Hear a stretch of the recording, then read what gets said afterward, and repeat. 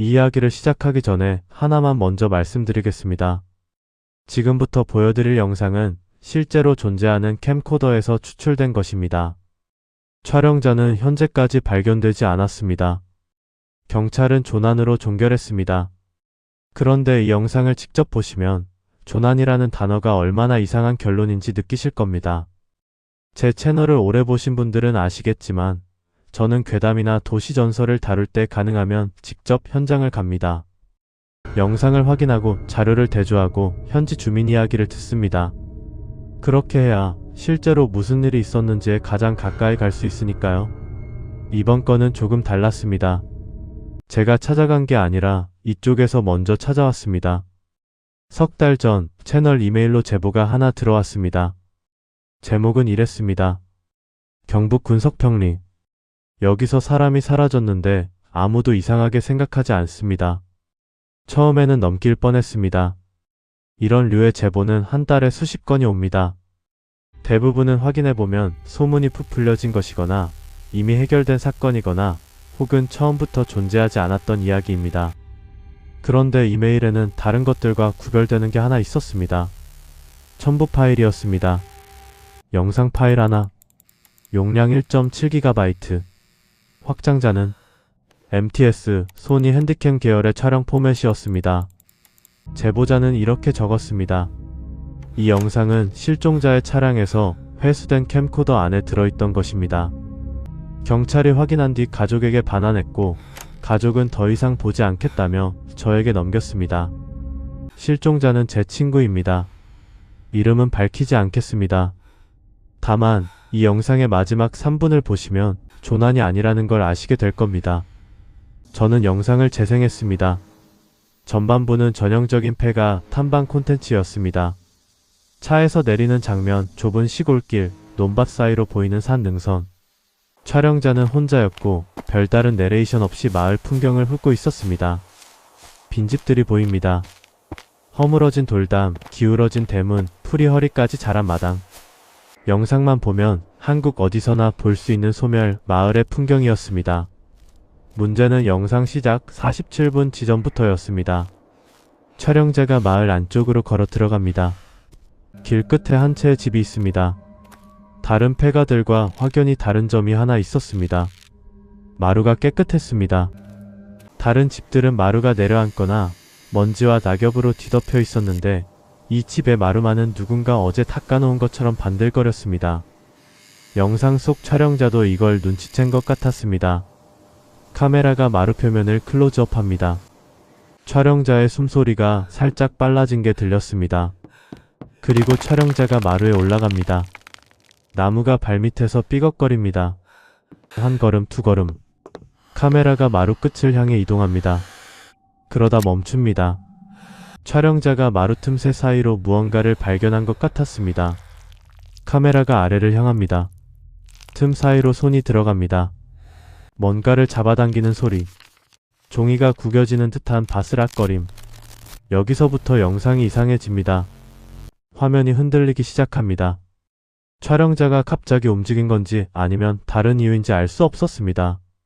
흔들림은 점점 심해지고 소리가 변합니다. 촬영자의 숨소리도 바람소리도 새소리도 사라집니다. 아주 고요해집니다. 그 정적 속에서 소리가 하나 들립니다.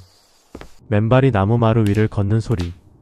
찰박, 찰박, 찰박. 촬영자의 발소리가 아니었습니다.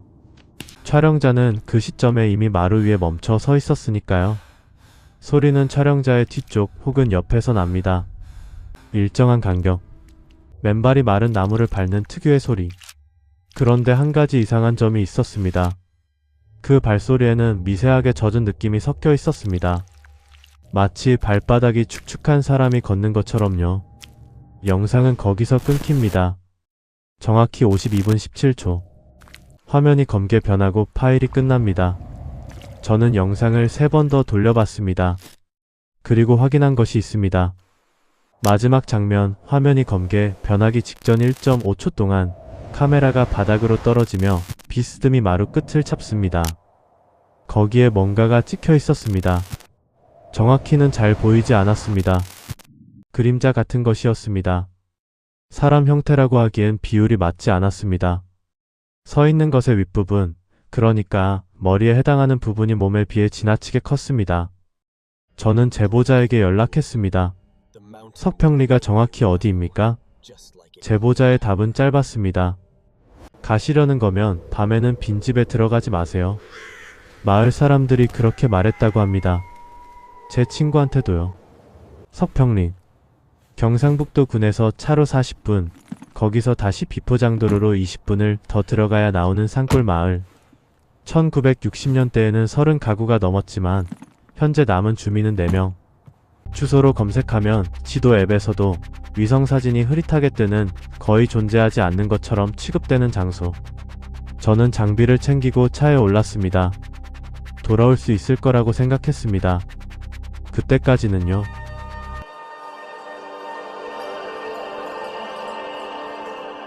석평리에 도착한 건 오후 2시쯤이었습니다. 내비게이션은 20분 전에 이미 안내를 포기했습니다. 경로를 이탈했습니다. 라는 음성이 3번 반복되더니 그 뒤로는 아무 말도 하지 않았습니다. 비포장도로는 도로라고 부르기도 민망한 수준이었습니다. 양쪽에서 풀이 차체를 긁었고 군데군데 빗물에 파인 웅덩이가 있었습니다. 길이라기보다는 한때 길이었던 것의 흔적에 가까웠습니다. 산을 하나 돌아서자 마을이 보였습니다. 첫인상은 조용하다가 아니었습니다. 멈춰있다가 더 정확했습니다. 바람은 불고 있었는데 마을 쪽에서는 아무 소리도 나지 않았습니다. 풀벌레 소리도 개 짖는 소리도 사람 기척도 없었습니다. 12채 정도의 집이 산자락을 따라 불규칙하게 흩어져 있었고 그중 절반 이상은 한눈에 봐도 비어있다는 걸 알 수 있었습니다. 지붕이 내려앉은 집, 대문이 아예 없는 집, 마당에 풀이 사람 키만큼 자란 집. 차에서 내리자 공기가 달랐습니다. 서울에서 맡을 수 없는 냄새, 흙과 풀과 습기가 섞인 냄새인데 그 아래에 뭔가 하나가 더 깔려 있었습니다. 오래된 나무가 천천히 썩어갈 때 나는 냄새. 집이 죽어가는 냄새라고 해야 할까요? 카메라를 꺼내 촬영을 시작했습니다. 마을 입구에서 안쪽으로 들어가는 길은 하나뿐이었습니다. 시멘트 포장이 중간에 끊기고 그 너머로는 돌과 흙이 섞인 좁은 길이 이어졌습니다. 길 오른쪽에 마을 표지석 비슷한 것이 있었는데 글씨가 거의 지워져 있었습니다. 손으로 읽기를 걷어내자 석평이라는 2글자만 겨우 읽을 수 있었습니다. 첫 번째 사람을 만난 건 마을 중간쯤이었습니다. 낮은 돌담 안쪽 마당에서 할머니 한 분이 고무 대야에 뭔가를 싣고 계셨습니다. 제가 다가가 인사를 건네자 할머니는 고개를 들었다가 저를 보더니 손을 멈췄습니다. 경계하는 표정은 아니었습니다. 그보다는 피곤한 표정이었습니다. 마치 이런 방문자를 전에도 본 적이 있다는 듯한. 뭐하러 왔어? 마을 좀 둘러보러 왔습니다. 혹시 여기 오래 사셨어요? 평생 살았지. 마을에 지금 몇 분이나 계세요? 나 포함해서 넷. 작년에 이 마을에 촬영하러 왔던 사람이 있었다고 들었는데 혹시 기억하세요? 할머니의 손이 대야 위에서 멈췄습니다. 물이 찰랑거리는 소리만 잠깐 들렸습니다. 할머니는 대답하지 않았습니다. 다시 고무 대야 속으로 손을 넣고 물을 씻기 시작했습니다.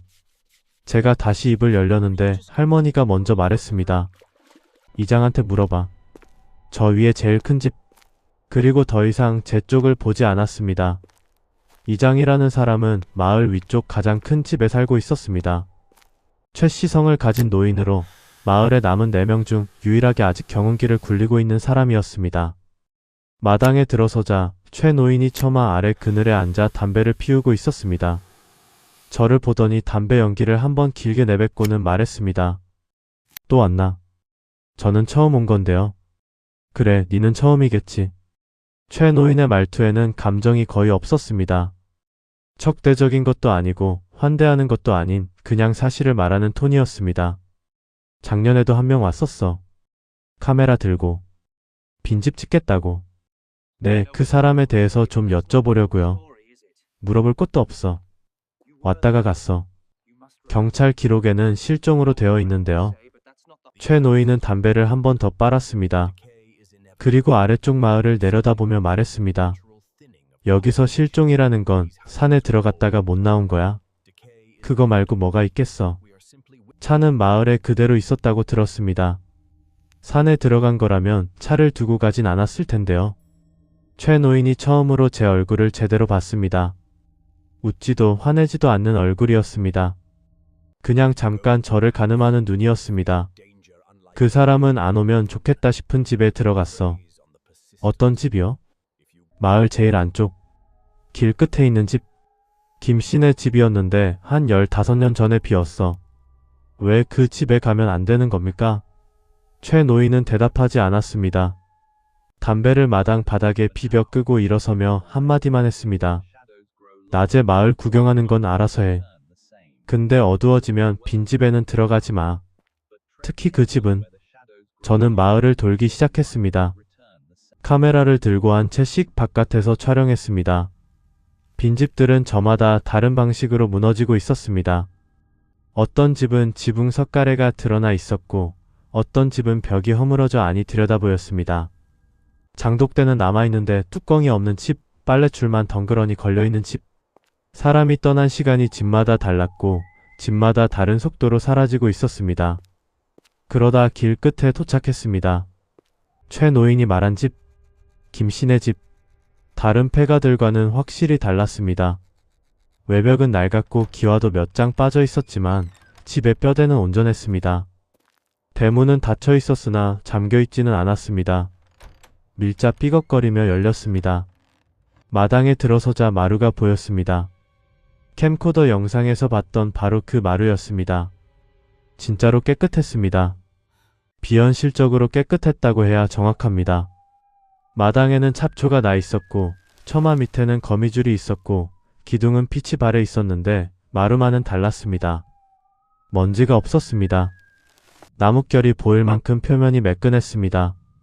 누군가 정기적으로 관리하고 있다는 뜻이었습니다. 그런데 이 집은 15년 전에 비었다고 했습니다. 저는 마루에 올라가지 않았습니다. 최 노인의 경고가 아니라 캠코더 영상 때문이었습니다. 대신 바깥에서 마루를 최대한 가까이 촬영했습니다. 마루 틈새가 보였습니다. 나무판 사이에 벌어진 틈. 실종된 촬영자가 손을 넣어 무언가를 꺼냈던 바로 그 틈새.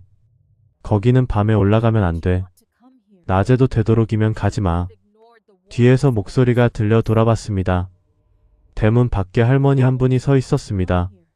아까 고무 대야에서 물을 씻던 할머니가 아니었습니다. 다른 분이었습니다. 마을에 남은 4명 중 1명. 나중에 알게 된 이름은 박 할머니였습니다. 왜 올라가면 안 되는 건데요? 박 할머니는 대답 대신 대문 쪽으로 고개를 까딱였습니다. 나오라는 뜻이었습니다. 저는 마당을 나와 할머니를 따라 걸었습니다. 할머니는 자기 집 앞까지 가서야 입을 열었습니다. 이 마을이 왜 이렇게 됐는지 궁금하면 면사무소에 가봐. 면사무소요? 마을 기록이라는 게 있어. 마을지. 거기 가면 있을 거야. 그걸 보면 뭘 알 수 있는데요? 없는 걸 알 수 있지. 없는 걸요? 있어야 할 게 없어. 그게 제일 이상한 거야. 박 할머니는 그 말을 끝으로 대문 안으로 들어갔습니다. 그런데 문을 닫기 직전 한마디를 더 했습니다. 그 집 마루 우리가 닦는 거 아니야. 우리도 거기 안 가. 문이 닫혔습니다. 저는 마을에서 나와 면사무소를 향했습니다. 석평리에서 차로 30분 거리에면 소재지. 면사무소는 작은 건물이었고 마을 기록 열람을 요청하자 직원이 먼지 쌓인 서고에서 바인더 하나를 꺼내왔습니다. 석평리 마을지. 1954년부터 기록이 시작되어 2010년대 초반까지 이어져 있었습니다. 가구수, 주민 현황, 경조사, 마을 행사, 농사일지, 도로 정비 기록까지 200쪽이 넘는 기록이었습니다. 저는 처음부터 훑어보기 시작했습니다. 그리고 1966년 기록이 끝나는 페이지를 넘겼을 때 손이 멈췄습니다. 다음 페이지의 내용은 1974년이었습니다. 1967년부터 1973년까지 7년치 기록이 없었습니다. 처음에는 단순 누락인가 싶었습니다. 오래된 기록이니 빠질 수도 있습니다. 그런데 페이지 번호를 확인한 순간 단순 누락이 아니라는 걸 알 수 있었습니다. 1966년 마지막 기록이 있는 페이지 번호는 74. 1974년 첫 기록이 시작되는 페이지 번호는 103. 그 사이 약 30쪽이 빠져 있었습니다. 바인더 철 부분을 자세히 보면 페이지가 잘려나간 흔적이 남아 있었습니다. 칼이나 가위로 정리한 것이 아니라 손으로 뜯어낸 것처럼 가장자리가 불규칙했습니다. 누군가 그 7년의 기록을 의도적으로 제거한 것이었습니다. 면사무소 직원에게 물었습니다. 이 마을지 중간에 빠진 부분이 있는데 혹시 아시나요? 글쎄요, 원래 그런 거 아닌가요? 오래된 기록이라. 아니요, 페이지가 뜯겨나간 흔적이 있어요. 직원은 별 관심 없다는 표정으로 어깨를 으쓱했습니다. 저는 마을지를 사진으로 촬영하고 면사무소를 나왔습니다. 차 안에 앉아 정리했습니다. 캠코더 영상 속 실종자는 마을 안쪽 끝 김씨네 폐가의 마루에 올라갔다. 마루 틈새에서 무언가를 꺼냈다. 직후 영상이 끊겼다. 마을 노인들은 그 집에 대해 말하기를 꺼린다. 마루는 15년간 비어 있었는데도 깨끗하다. 마을 사람들이 닦는 것이 아니다. 마을 기록에서 7년치가 의도적으로 제거되어 있다.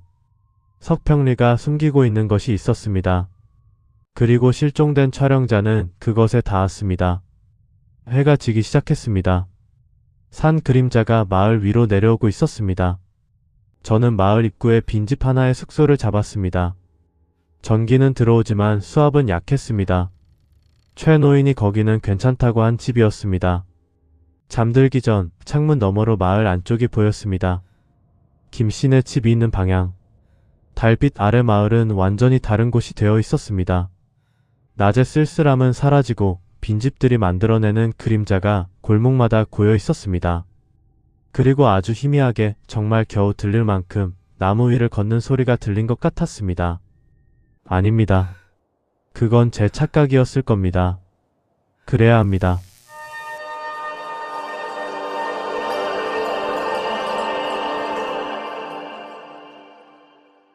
다음날 아침 두 가지를 확인해야 했습니다. 첫째, 마을지에서 사라진 1967년부터 1973년 사이에 석평리에서 무슨 일이 있었는가.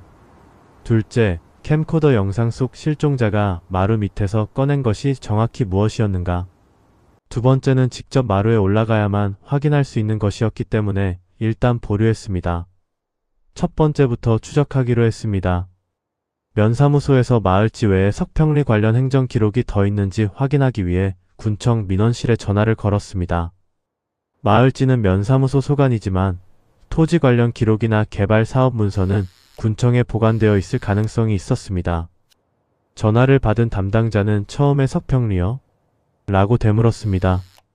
잠시 키보드 치는 소리가 들리더니 말했습니다. 기록이 많지는 않은데 70년대 도로 확장 관련 보상 서류가 하나 있네요. 열람하시려면 직접 오셔야 합니다. 군청까지는 차로 1시간 거리였습니다. 오전 중에 도착해서 민원실 서구에서 해당 서류를 열람했습니다.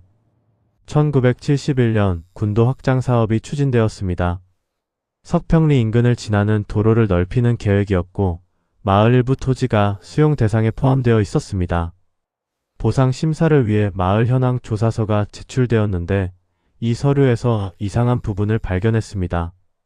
조사서의 마을 내 문화재 및 재해시설 항목. 거기에 이렇게 적혀 있었습니다. 해당 없음. 그 자체로는 이상할 것이 없습니다. 작은 산골 마을에 문화재가 없을 수도 있습니다. 그런데 같은 서류의 다른 페이지 마을 약도 항목을 보면 이야기가 달라집니다. 약도에는 마을의 각 가옥 위치가 표시되어 있었는데 마을 뒷산 중턱에 건물 하나가 그려져 있었습니다. 건물 옆에 연필로 쓴 글씨가 희미하게 남아 있었습니다. 채당. 지워진 흔적이 있었습니다. 누군가 이 글씨를 지우개로 문질렀지만 완전히 지워지지 않은 것이었습니다. 약도에는 재당이 표시되어 있는데 조사서 본문에는 해당 없음이라고 적혀 있었습니다. 누군가 약도의 표기를 지우려 했지만 미처 완전히 처리하지 못한 겁니다. 정리하면 이렇습니다. 석평리에는 마을 뒷산에 재당이 있었습니다. 그런데 1971년 보상 심사 과정에서 마을 측은 이 재당의 존재를 공식적으로 부정했습니다. 왜? 보상 심사에서 문화재나 재해시설이 있으면 절차가 복잡해지기 때문입니다. 문화재 실태 조사, 보존 여부 심해, 이전 절차까지 보상금 지급이 몇 년씩 늦어질 수 있습니다. 마을 사람들은 빨리 보상금을 받기 위해 제당의 존재를 기록해서 지운 것입니다. 그리고 마을지에서 잘려나간 7년, 1967년부터 1973년은 정확히 이 보상 사업이 기획되고 추진되고 완료된 기간과 겹칩니다. 마을지에 제당에 대한 기록이 남아있으면 보상 서류와 모순이 생기니까 아예 그 기간의 기록을 통째로 없앤 것입니다. 여기까지는 이해할 수 있었습니다. 비도덕적이지만 보상금을 위해 기록을 조작하는 일은 그 시대에 드물지 않았을 겁니다. 그런데 하나가 걸렸습니다. 제당을 기록해서 지운 것까지는 그렇다 쳐도 제당 자체는 어떻게 된 겁니까? 건물은요? 그 안에 있던 것들은요? 저는 군청에서 나와 다시 석평리로 돌아왔습니다. 오후 2시. 이번에는 마을을 지나쳐 뒷산으로 올라갔습니다. 약도에 표시된 위치를 대략적으로 짐작하고 마을 뒤쪽 산길을 찾았습니다. 길이라고 할 수 있는 것은 거의 남아있지 않았습니다. 풀과 덤불 사이로 희미한 경사면이 이어질 뿐이었습니다. 그런데 한 가지 돌이 있었습니다. 산길을 따라 일정한 간격으로 놓인 납작한 돌들. 자연석이 아니었습니다. 사람이 의도적으로 깔아둔 징검돌이었습니다. 누군가 이 길을 정기적으로 오갔다는 뜻입니다. 징검돌을 따라 15분쯤 올라가자 평탄한 터가 나왔습니다. 건물은 없었습니다. 완전히 철거된 상태였습니다. 그런데 터는 남아 있었습니다. 네모반듯하게 정리된 돌 기초. 건물이 서 있었던 자리임이 분명했습니다. 주변에 기와 파편이 몇 개 흩어져 있었고 터 한쪽에는 깨진 항아리 조각 같은 것이 흙에 반쯤 묻혀 있었습니다. 제당이 있었던 자리. 마을 사람들은 기록만 지운 게 아니라 건물 자체를 허물어버린 것이었습니다. 터 앞에 서서 주변을 촬영하고 있을 때 이상한 점을 하나 더 발견했습니다. 제당 터 바로 뒤 큰 바위 하나가 있었습니다. 바위 표면에 뭔가 새겨진 흔적이 있었습니다. 글자였던 것 같은데 정으로 쪼아서 의도적으로 훼손되어 있었습니다. 글자를 지운 겁니다. 바위에 새겨진 글자를 누군가 일부러 없앴습니다. 형체를 알아볼 수 없을 만큼 철저하게. 그런데 바위 아래쪽 흙에 가려져 있던 부분에 훼손되지 않은 글자 하나가 남아 있었습니다. 이끼를 걷어내자 드러난 글자. 신. 제당 터에서 내려오며 생각을 정리했습니다. 석평리에는 뒷산에 무언가를 모시는 제당이 있었다. 마을 사람들은 보상금을 위해 제당의 존재를 부정했다. 기록을 지우고 건물을 허물고 바위에 새겨진 글자까지 쪼아냈다. 단순히 보상 절차를 간소화하기 위한 것치고는 너무 철저합니다. 서류에서 빼는 것으로 충분했을 텐데 건물까지 부수고 바위 글자까지 지울 필요가 있었을까요? 마을로 내려오니 해가 기울고 있었습니다. 숙소에 들어가기 전 캠코더 영상을 한 번 더 확인하기로 했습니다. 이번에는 실종자가 마루 밑에서 무언가를 꺼내는 장면, 그 직전 음성에 집중했습니다. 이어폰을 끼고 볼륨을 최대한 올렸습니다. 실종자가 마루 틈새에 손을 넣는 소리, 바스락거림, 그리고 실종자의 음성. 이거 재물 명부 같은 건데? 이전에는 이 말만 들었습니다. 그런데 볼륨을 올리니 그 뒤에 음성이 하나 더 있었습니다. 실종자의 혼잣말이 이어지고 있었습니다. 주변 잡음에 묻혀서 처음에는 놓쳤던 부분이었습니다.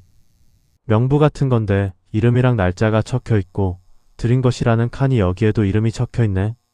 사람 이름인데? 이 말이 끝나고 2초 뒤에 영상이 흔들리기 시작합니다. 맨발 소리가 시작됩니다. 실종자가 꺼낸 것은 제 기록이었습니다. 날짜, 이름, 그리고 드린 것. 재물 목록. 그런데 재물 항목에 사람 이름이 적혀 있었습니다. 숙소로 돌아와 불을 켜고 앉았습니다. 노트북 화면에 오늘 촬영한 영상과 사진들을 띄워놓고 정리했습니다. 제당이 있었다. 제의가 있었다. 재물이 있었다. 그리고 마을은 이 모든 것을 지웠다. 기록을, 건물을, 바위의 글자를, 마을지의 7년을. 지운 것은 기록만이 아닐 수도 있겠다는 생각이 들었습니다. 그때 노트북 옆에 놓아둔 캠코더의 작은 화면에 불이 들어왔습니다. 전원을 끄고 놓아둔 캠코더였습니다. 저절로 화면이 켜진 것입니다. 3초간 화면이 푸른빛을 내다가 다시 꺼졌습니다. 오작동이겠지 라고 생각했습니다. 그런데 캠코더가 꺼진 직후 숙소 바깥에서 소리가 들렸습니다. 멀리서 마을 안쪽 방향에서 나무 위를 맨발로 걷는 소리. 찰바, 찰바. 어젯밤에 착각이라고 넘겼던 그 소리가 오늘은 더 선명하게 들렸습니다. 저는 창문으로 가지 않았습니다. 불을 끄지도 않았습니다. 대신 녹음기에 전원을 켰습니다. 이것이 착각인지 아닌지를 확인해야 했으니까요. 녹음기는 아침까지 돌렸습니다. 다음날 재생해봤을 때 새벽 2시에서 3시 사이 구간에서 그 소리가 잡혀 있었습니다. 맨발이 나무를 밟는 소리. 일정한 간격. 약 40분간 계속된 뒤 멈춥니다. 소리가 나는 방향은 마을 안쪽. 김씨네 집 방향이었습니다. 누군가 혹은 무언가가 밤마다 그 마루 위를 걷고 있었습니다. 빈집의 주인이 돌아오는 시간. 그것은 밤이었습니다.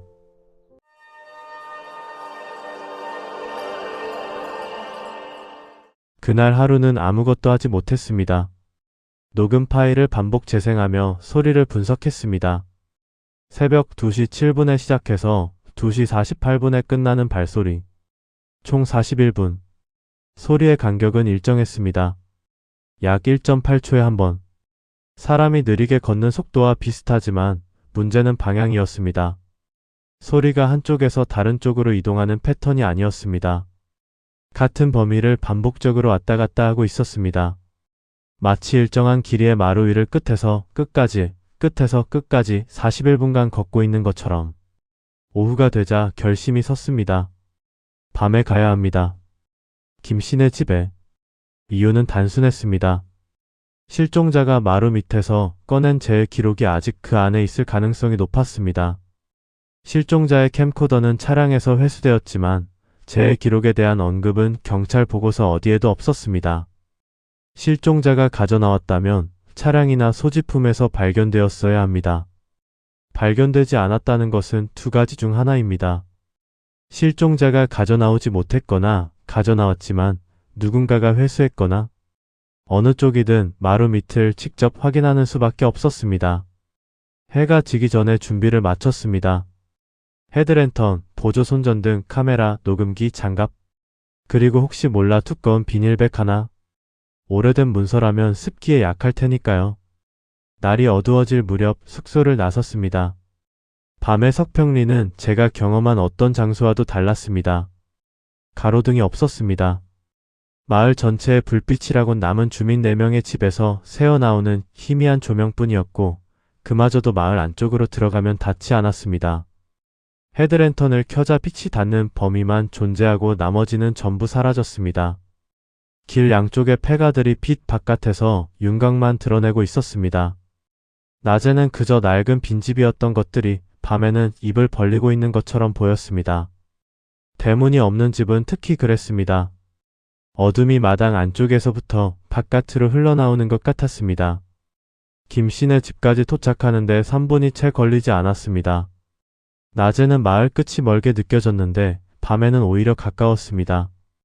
주변을 둘러볼 여유가 없으니 직선으로 가게 되기 때문일 겁니다.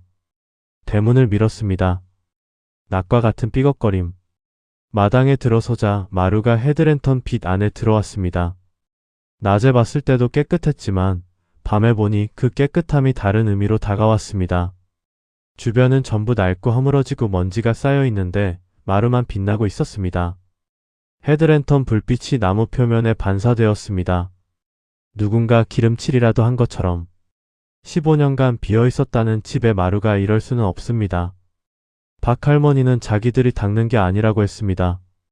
그러면 누가? 마루 앞에 섰습니다. 올라가야 합니다.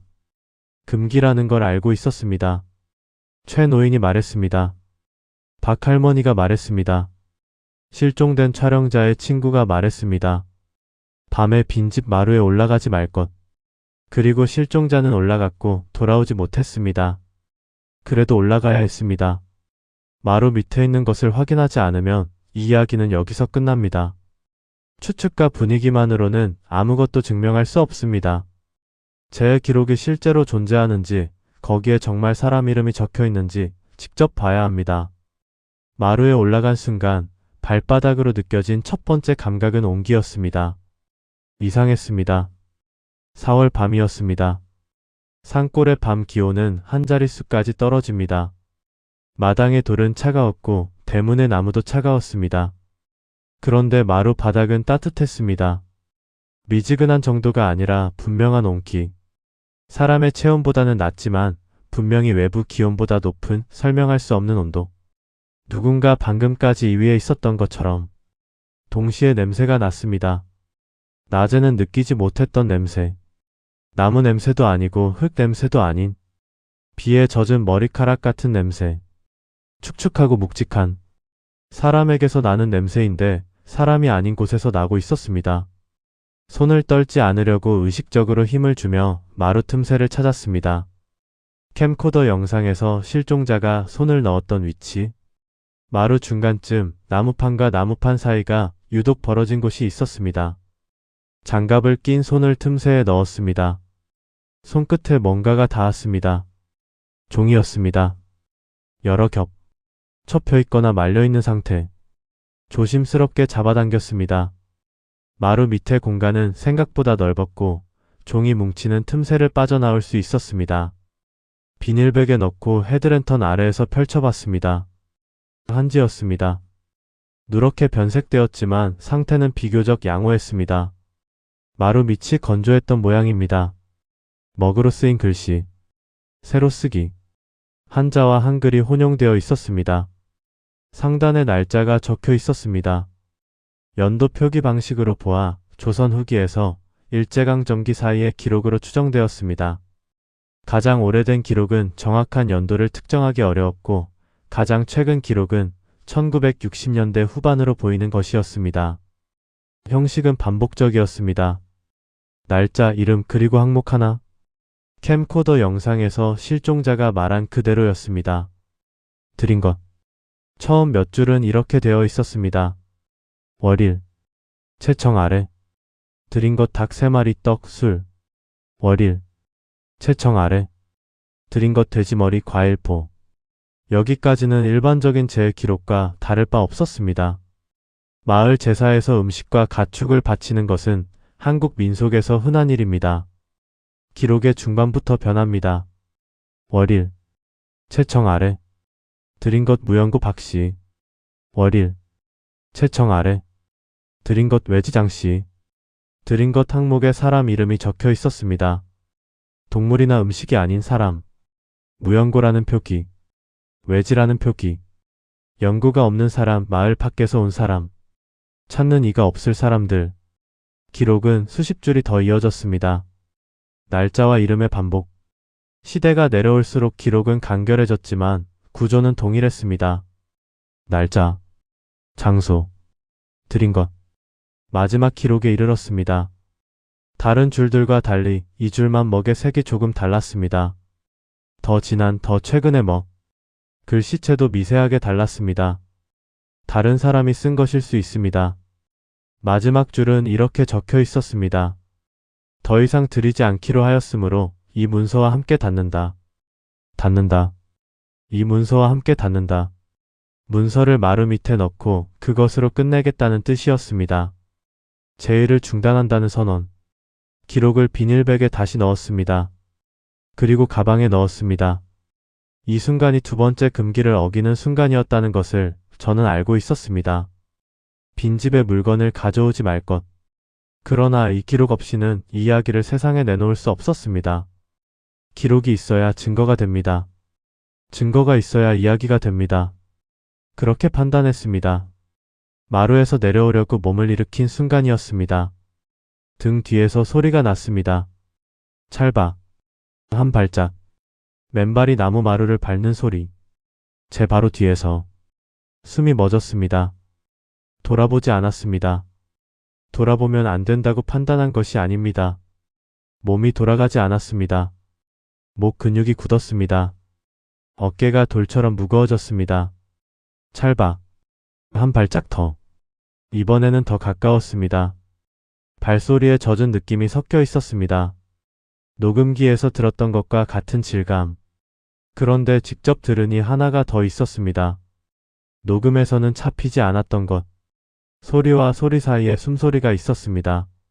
사람의 호흡 같은 것. 그런데 들이쉬는 소리만 있었습니다. 내쉬는 소리가 없었습니다. 들이쉬기만 하는 호흡. 마치 무언가의 냄새를 맡고 있는 것처럼. 저는 마루에서 뛰어내렸습니다. 착지하면서 발목이 꺾이는 감각이 있었지만 멈추지 않았습니다. 마당을 가로질러 대문을 빠져나왔습니다. 뒤를 보지 않았습니다. 숙소까지 걸은 것이 아니라 뛰었습니다. 숙소 문을 잠그고 불을 전부 켰습니다. 가방을 열었습니다. 비닐백은 있었습니다. 제 기록은 가져나온 것이었습니다. 그때부터 두통이 시작되었습니다. 처음에는 관자놀이 양쪽이 조이는 듯한 통증이었습니다. 긴장 때문이라고 생각했습니다. 진통제를 먹고 누웠습니다. 그런데 통증이 가라앉지 않았습니다. 오히려 위치가 바뀌었습니다. 관자놀이에서 시작된 통증이 정수리로 올라갔습니다. 머리 꼭대기를 누군가 양손바닥으로 누르고 있는 듯한 압박감. 진통제가 듣지 않는 종류의 통증이었습니다. 두억신이. 머리를 억누르는 귀신. 그 이름이 떠오른 것은 통증 때문만이 아니었습니다. 제 기록을 다시 펼쳐봤기 때문입니다.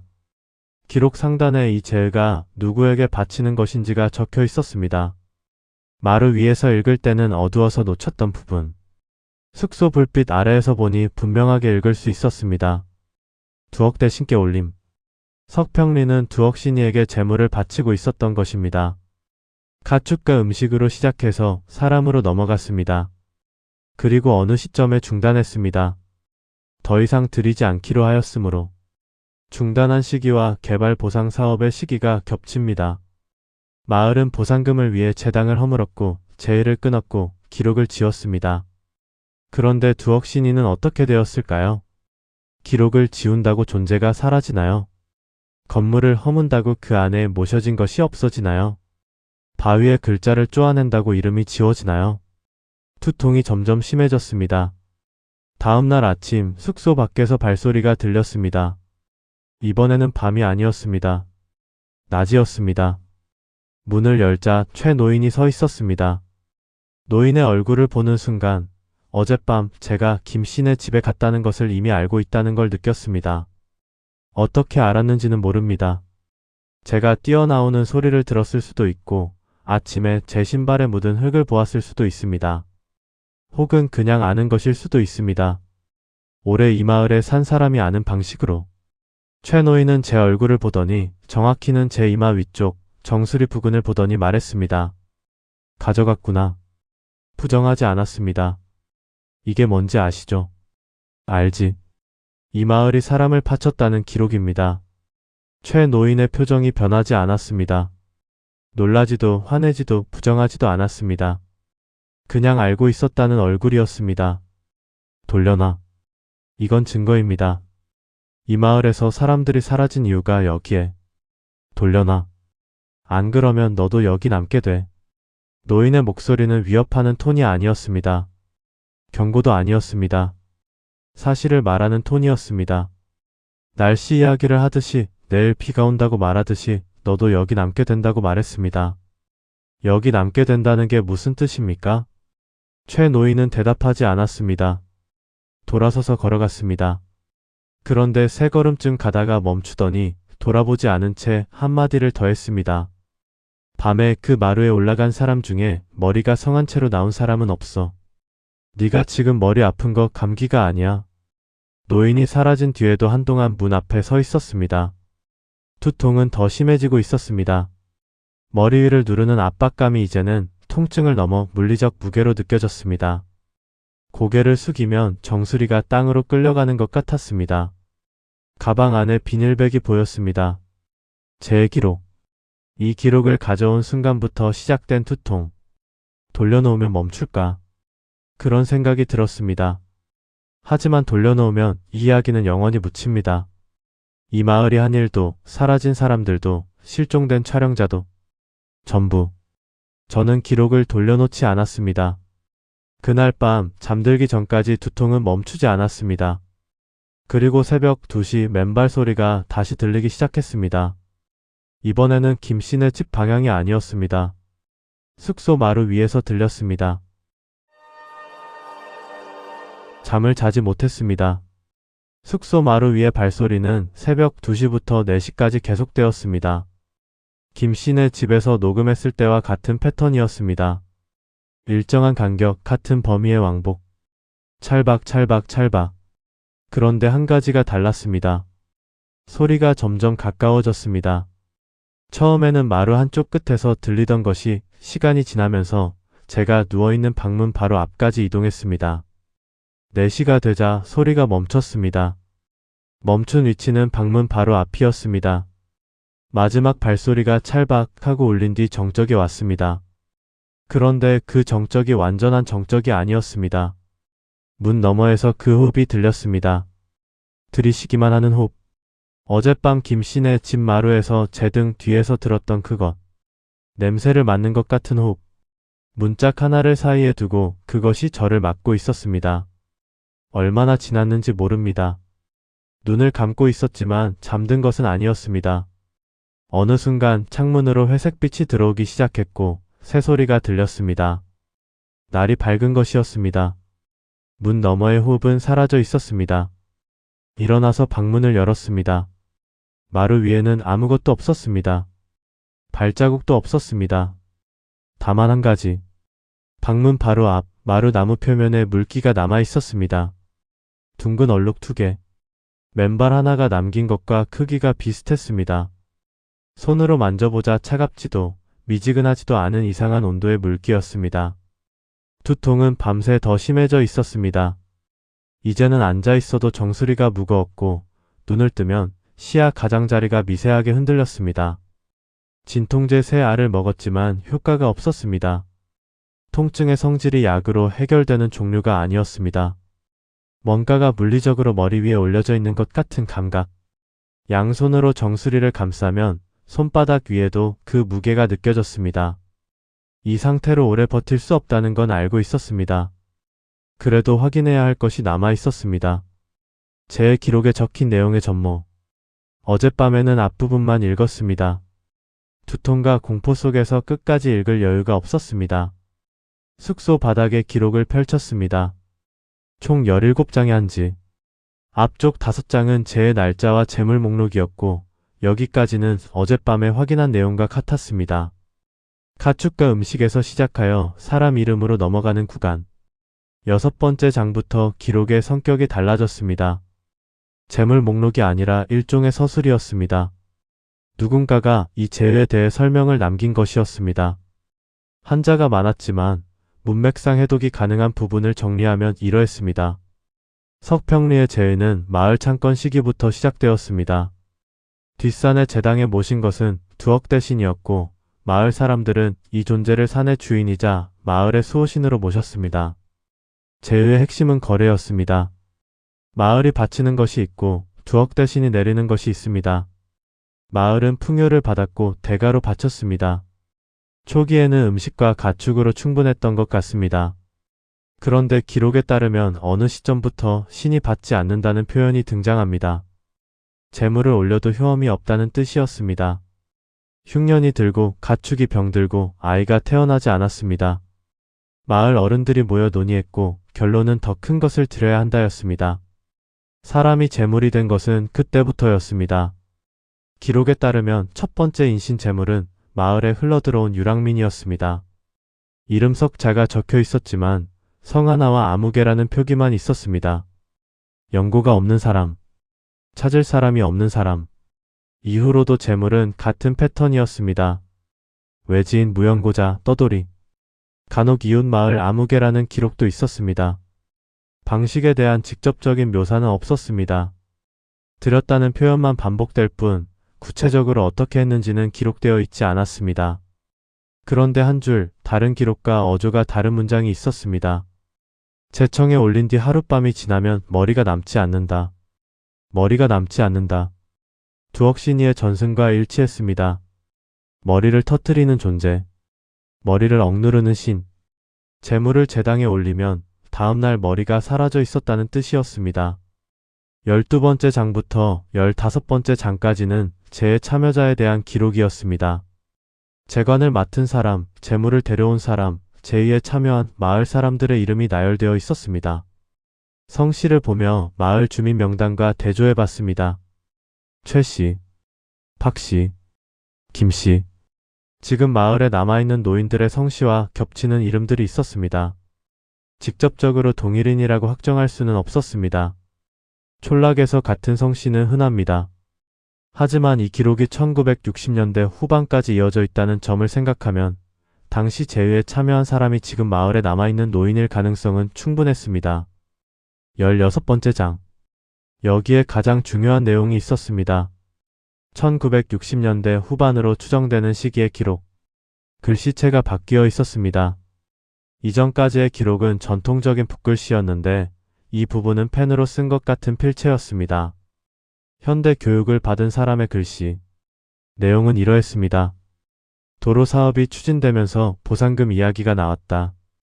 보상을 받으려면 마을에 문화재나 재해시설이 없어야 유리하다. 마을 회의에서 논의한 결과 채당을 허물고 기록을 없애기로 했다. 재해도 중단한다. 보상금이 나오면 마을 사람들이 나눠 갖는다. 그런데 여기서 기록이 단순한 행정 판단의 서술에 그치지 않았습니다. 그 아래에 다른 사람이 쓴 것으로 보이는 글이 추가되어 있었습니다. 재를 끊으면 신이 노한다고 삼촌이 말했다. 끊으면 안 된다고.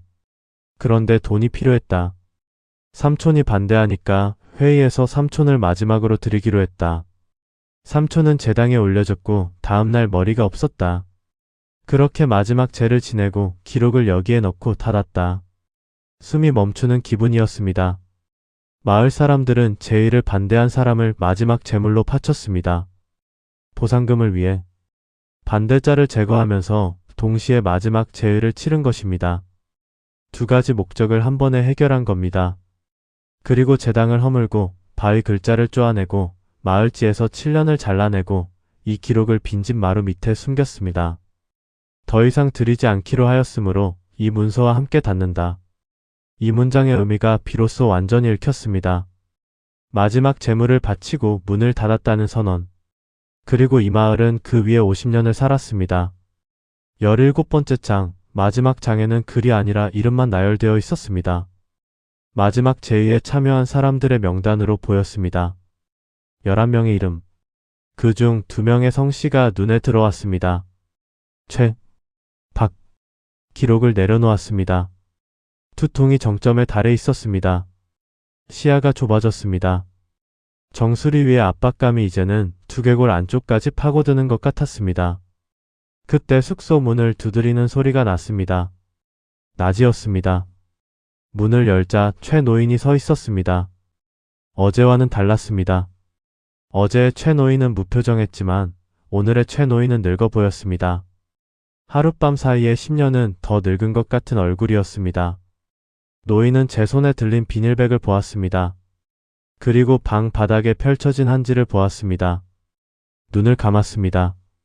오래 감고 있었습니다. 다 읽었나? 네. 그럼 이제 알겠네. 마지막 재물이 누구였는지도 읽었습니다. 최 노인이 눈을 떴습니다. 그 눈에 제가 예상하지 못한 것이 있었습니다. 분노도 위협도 아닌 것. 죄책감이었습니다. 50년 된 죄책감. 내 아버지가 했어. 노인이 처마 기둥에 등을 기대며 말하기 시작했습니다. 그때 나는 16이었어. 아버지가 회의에 갔다 오더니 말했지. 내일 채당에 안 올라와도 된다고. 다 끝난다고. 그게 무슨 뜻인지 나는 알고 있었어. 어릴 때부터 봤으니까. 제삿날이면 뒷산에서 소리가 났거든. 사람 소리가 아닌 소리가. 반대한 분이 계셨다고 기록에 있었습니다. 김씨네 삼촌. 김노인. 마을에서 제일 고집세고 제일 똑똑한 사람이었어. 그 사람이 말했지. 쟤를 끊으면 안 된다고. 끊으면 돌아온다고. 그런데 나머지는 돈이 더 급했어. 김씨네 집. 마을 끝에 그 집이요? 맞아. 김노인이 살던 집이야. 그 사람이 마지막 재물이 된 뒤로 아무도 그 집에 안 갔어. 그런데 노인이 말을 끊고 마을 안쪽을 바라보았습니다. 몇 년 뒤부터 마루가 깨끗해지기 시작했어. 아무도 안 닦는데, 아무도 안 사는데, 밤마다 그 집에서 발소리가 나기 시작했어. 처음에는 그 집에서만 났어. 근데 해가 갈수록 소리가 다른 집으로 번져. 사람이 떠난 집마다 밤에 발소리가 나. 그래서 사람들이 더 떠난 거야. 무서워서. 지금도 나고 있습니다. 어젯밤에 제가 묵는 숙소에서도 들었습니다. 최 노인의 얼굴이 굳었습니다. 네 숙소에서? 네, 그건 처음이야. 거기서는 안 났었는데. 노인이 제 얼굴을 다시 정확히는 정수리를 보았습니다. 네가 가져왔으니까 따라온 거야. 침묵이 흘렀습니다. 돌려놓으면 멈춥니까? 몰라. 전에는 가져간 사람이 없었으니까. 아니, 한 명 있었지. 작년에 온 그 사람. 그 사람도 가져갔어. 마루에 올라가서. 그리고 안 돌아왔어. 그 사람의 캠코더는 차에 있었지만 기록은 발견되지 않았습니다. 우리가 도로 넣었어. 그 사람이 사라진 다음날 마루 밑에. 그래야 멈추니까. 모든 것이 연결되었습니다. 실종된 촬영자는 마루에 올라가 기록을 꺼냈다. 두억신이가 따라왔다. 촬영자는 돌아오지 못했다. 마을 사람들은 기록을 다시 마루 밑에 넣었다. 그리고 저는 같은 일을 반복한 것이었습니다. 돌려놓겠습니다. 이 말이 입에서 나온 것은 논리적 판단이 아니었습니다. 두통이 더 이상 견딜 수 있는 수준이 아니었기 때문입니다. 정수리 위의 압박은 이제 눈 뒤쪽까지 내려와 시야가 좁아지고 있었습니다. 이 상태가 밤까지 이어지면 어떻게 될지 몰랐습니다. 아니, 알고 있었습니다. 기록에 적혀 있었으니까요. 제청에 올린 뒤 하룻밤이 지나면 머리가 남지 않는다. 저는 제 기록을 비닐백에 넣어 가방에 넣었습니다. 최 노인에게 물었습니다. 낮에 가도 됩니까? 노인은 고개를 끄덕였습니다. 가져간 것만 놔두고 와. 다른 건 만지지 마. 김씨네 집으로 걸어갔습니다. 낮에 마루는 여전히 깨끗했습니다. 마루에 올라가지 않았습니다. 기록이 든 비닐백을 틈새 사이로 밀어 넣었습니다. 한지가 미끄러져 들어가는 소리가 났습니다. 돌아서서 대문을 나오는 순간 두통이 한 단계 줄었습니다. 극적으로 사라진 것은 아니었습니다. 하지만 정수리 위의 무게가 분명히 가벼워졌습니다. 숙소로 돌아오는 길에 박할머니의 집 앞을 지났습니다. 박할머니가 대문에 기대서 있었습니다. 저를 보더니 말했습니다. 돌려놨어? 네, 잘했어. 그리고 한마디를 더 했습니다. 여기서 더 있으면 안 돼. 오늘 나가. 왜요? 한번 따라붙으면 바로 안 떼. 기록을 돌려놨으니까 느려지겠지만 네 냄새를 맡았으면 밤에 또 와. 이 마을 안에 있으면 계속 와. 마을을 나가면 멈춥니까? 박할머니는 잠시 망설이더니 말했습니다. 김노인이 그랬어. 이것은 이 땅에 묵힌 것이라고. 이 산, 이 마을, 이 집에. 그래서 제 땅을 허물면 안 된다고 했어. 가둬두는 울타리를 없앤 거니까. 근데 울타리를 없애도 땅까지는 못 벗어나. 아마요? 할머니는 대답하지 않았습니다.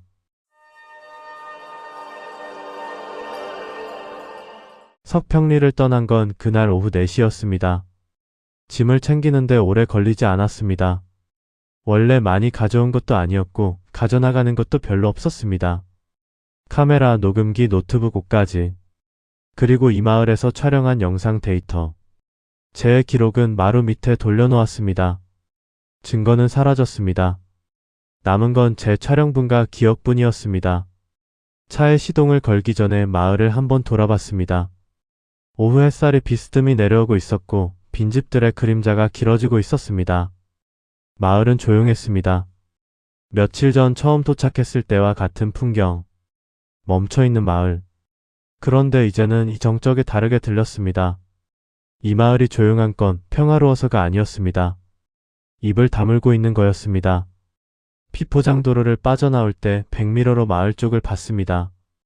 마을 입구에 사람 하나가 서 있었습니다. 최 노인이었습니다. 손을 흔들거나 고개를 끄덕이거나 하는 것 없이 그냥 서서 차가 멀어지는 것을 보고 있었습니다. 그 모습이 백미러에서 점점 작아지다가 산모퉁이를 돌면서 사라졌습니다. 포장도로에 올라서자 타이어가 아스팔트를 밟는 소리가 났습니다. 그 소리가 이상하게 안심이 되었습니다.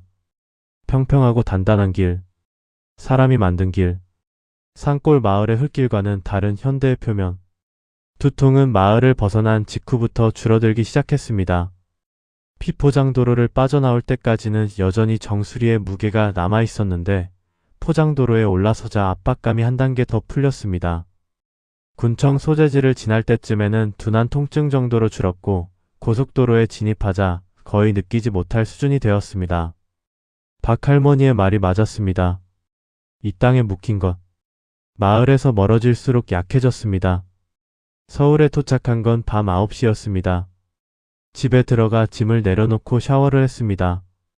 뜨거운 물이 정수리 위를 흐를 때 며칠간 그 자리를 누르고 있던 무게의 잔상이 씻겨 내려가는 것 같았습니다. 두통은 완전히 사라져 있었습니다. 거짓말처럼. 그날 밤 처음으로 제대로 잠을 잤습니다. 발소리는 들리지 않았습니다. 다음 날부터 영상을 정리하기 시작했습니다. 석평리에서 촬영한 모든 영상을 타임라인에 올려놓고 순서대로 확인했습니다. 마을 전경, 폐가, 외관, 김씨네 집, 마루 클로즈업, 채당터, 바위에 훼손된 글자, 면사무소 마을지 사진, 군청 보상, 서류 사진, 녹음 파일, 전부 있었습니다. 제 기록 원본은 돌려놓았지만 촬영한 것만으로도 이야기를 구성할 수 있었습니다. 편집을 시작하려고 파일을 하나씩 열어보던 중이었습니다. 이상한 파일이 하나 있었습니다. 촬영 일시 기준으로 보면 제가 김씨네 집에 밤에 갔던 날 새벽에 생성된 파일이었습니다. 파일명은 자동 생성된 숫자와 날짜 조합. 제가 촬영한 기억이 없는 파일이었습니다. 그날 밤의 촬영 파일은 2개여야 했습니다. 하나는 숙소에서 출발하기 전 장비 테스트 촬영분. 하나는 김씨네 집에서 마루를 촬영한 본 촬영분. 그런데 세 번째 파일이 있었습니다. 생성 시간은 새벽 2시 11분. 제가 숙소에 돌아와 문을 잠그고 방 안에 있던 시간대. 카메라는 가방 안에 있었습니다. 전원을 꺼놓았습니다. 그런데 파일이 생성되어 있었습니다. 재생 버튼을 눌렀습니다. 화면은 어두웠습니다. 거의 검은 화면. 그런데 완전한 암흑은 아니었습니다. 카메라의 저조도 센서가 잡아낸 희미한 윤곽이 있었습니다. 나무 천장. 카메라가 바닥에 놓여 위를 올려다보는 앵글이었습니다. 가방 안에 넣어둔 카메라가 저절로 켜져서 가방 지퍼 틈새로 천장을 촬영한 것이었습니다. 혹은 무언가가 켠 것이었습니다. 영상 길이는 4분 37초. 처음 2분간은 아무 일도 일어나지 않았습니다. 나무 천장의 희미한 결이 보일 뿐이었습니다. 소리도 없었습니다. 2분 8초 지점에서 소리가 시작되었습니다. 찰박. 맨발 소리. 카메라 바로 위에서. 화면에는 천장만 보이고 있었지만 소리는 카메라와 천장 사이 어딘가, 그러니까 마루 위에서 나고 있었습니다. 찰박. 찰박. 찰박. 같은 패턴. 일정한 간격. 그런데 영상이기 때문에 녹음 파일에서는 잡히지 않았던 것이 하나 더 있었습니다. 소리에 맞춰 천장의 그림자가 움직이고 있었습니다. 카메라 저조도 센서가 포착한 미세한 명암의 변화. 무언가가 마루 위를 걸을 때마다 그것의 그림자가 천장에 비치고 있었습니다. 그림자의 형태는 불분명했습니다. 사람의 윤곽이라고 할 수도 있었고 아닐 수도 있었습니다. 다만 한 가지는 분명했습니다. 그림자의 윗부분, 머리에 해당하는 부분이 몸에 비해 비정상적으로 컸습니다. 실종자의 캠코더 마지막 장면에서 봤던 것과 같은 비율이었습니다.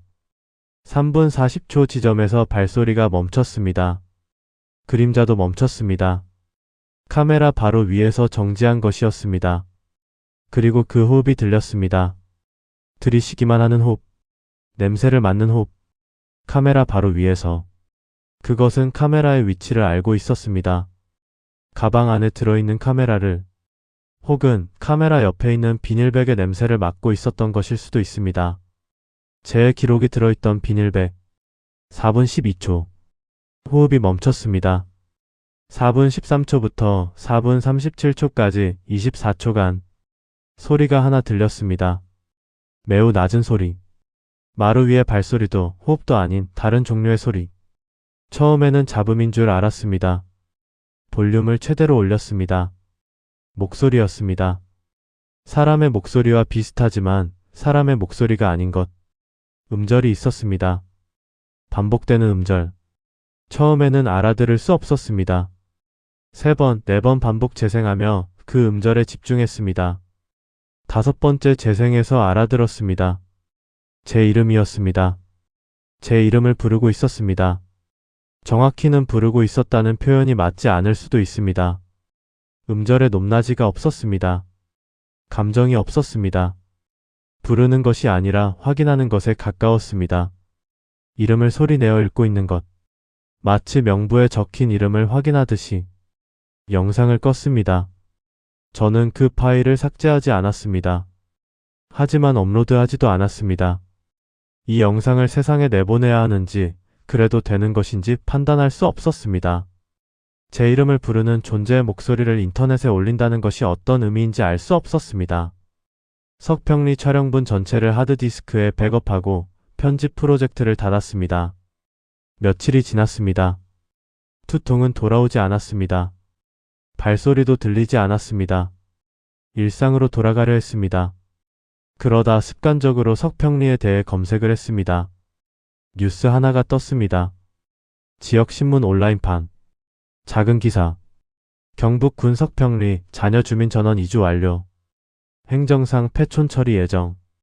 기사 내용은 간단했습니다. 석평리에 남아있던 주민 4명이 전원 인근 읍내 임대주택으로 이주를 완료했으며 군청은 해당 마을을 행정상 폐촌으로 처리할 예정이라는 내용이었습니다. 이주 완료일은 제가 석평리를 떠난 지 이틀 뒤. 이틀. 제가 떠나고 이틀 만에 마을 주민 전원이 떠났습니다. 기사에는 이주 사유가 적혀 있었습니다. 주민 고령화 및 생활 여건 악화로 인한 자발적 이주. 자발적이라는 단어가 눈에 걸렸습니다. 최 노인은 이 마을에서 평생을 살았습니다. 박 할머니도 마찬가지였습니다. 떠나지 않아서 남은 사람들이었습니다. 그 사람들이 이틀 만에 전원 자발적으로 떠났다. 무엇이 마지막 4명마저 내보낸 걸까요? 돌려놓은 기록이 더 이상 충분하지 않았던 걸까요? 아니면 제가 기록을 꺼냈다 넣는 사이에 닫혀있던 무언가가 다시 열린 걸까요? 혹은 50년간 가까스로 유지되던 균형이 마침내 무너진 걸까요? 답을 알 수 없었습니다. 한 가지 더 있습니다.